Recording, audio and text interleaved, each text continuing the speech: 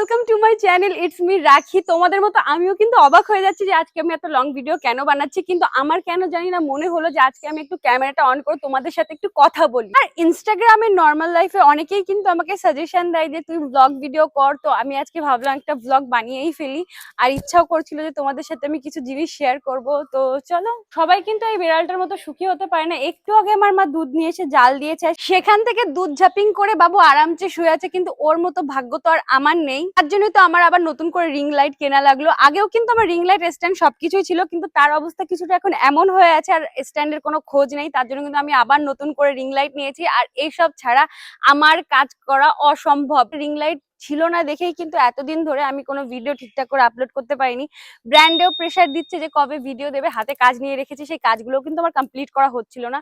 তো ফাইনালি এখন এটা আনবক্সিং করে দেখবো যে এটা আদেও কার্যকরী কিনা। আমার নতুন করে আবার অনেক টাকার গস্তা গেছে। যাই হোক, ওপর থেকে তো একদম ভাঙাচোরা লাগছে, ভেতরের প্রোডাক্টটা কেমন আছে আমি বলতে পারছি না।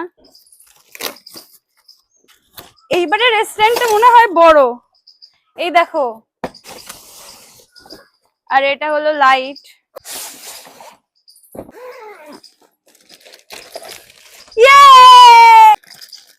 এই যে তার সেটআপ রেডি। এবার দেখবো আমার রিং লাইট ঠিকঠাক আছে না প্রবলেম আছে এতে। চলো অন করি।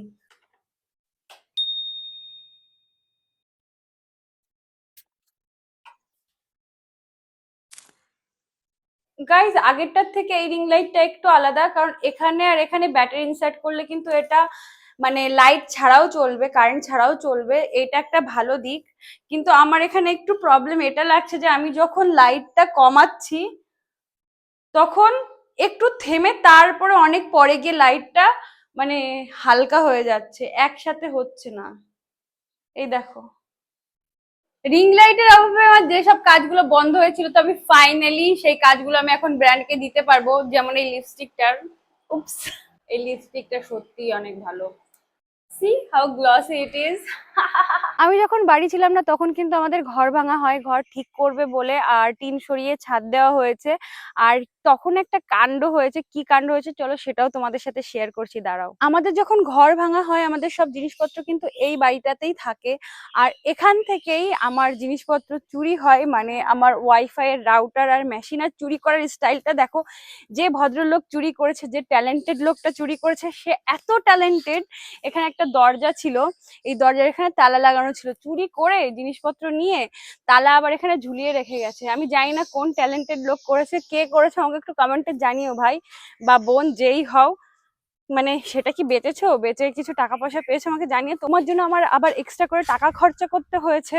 সত্যি বলতে জীবন খুবই আনপ্রেডিক্টেবল। সেকেন্ড টাইম আমার আবার নতুন করে সবকিছু শুরু করতে হবে, সবকিছু বানাতে হবে, আমি ভেবেছিলাম না।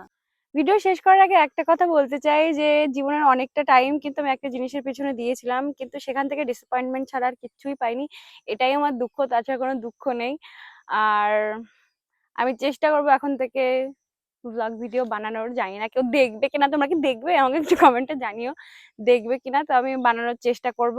আর আমি এটাও ভেবেছি, আমার যে ফুডের চ্যানেলটা ছিল, ফুডি রাখি, আমার খাবার খেতে ভালো লাগে, ভিডিও বানাতে ভালো লাগে, তো আমি ওটা কন্টিনিউ করব। আর আমি, আমার ইচ্ছা যে আমি খেতে যাব, সেগুলোর ভিডিও টিডিও বানাবো, সেগুলো আপলোড করবো। আমাকে ইনস্টাগ্রামে ফলো করে নিও @bong রাখি। বাই।